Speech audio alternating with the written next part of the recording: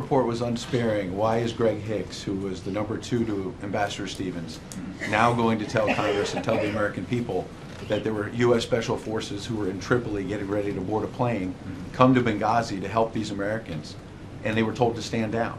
Well, I think the Department of Defense has addressed this. I don't have access to the interviews that I think have been referred to in some of the news reports. So, but in terms of that issue, the response that the Department of Defense took and the actions that the Department of Defense took in response to what was happening in Benghazi, I would refer you to the Department of Defense. They have addressed this very issue, and I would refer you to the content of the ARB.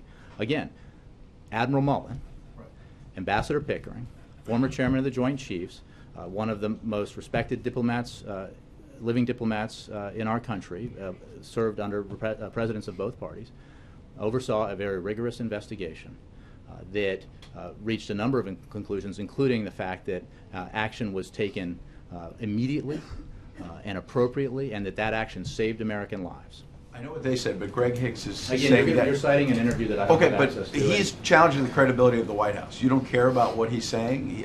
Do you think he's lying? Again, Ed, you're citing an interview that I don't have. People could have been helped.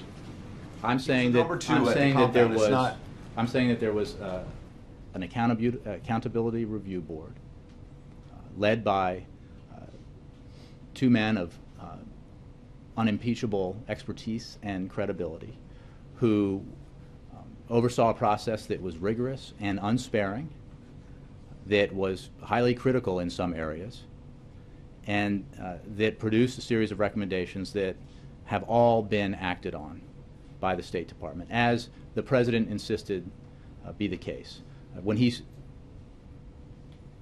made clear from the very onset in the wake of Benghazi was that he wanted action taken to ensure that we found out who was responsible and that they were brought to justice, and that action be taken to ensure that we implement the steps necessary to improve the security of our diplomats and diplomatic facilities around the country so that this kind of thing can't happen again.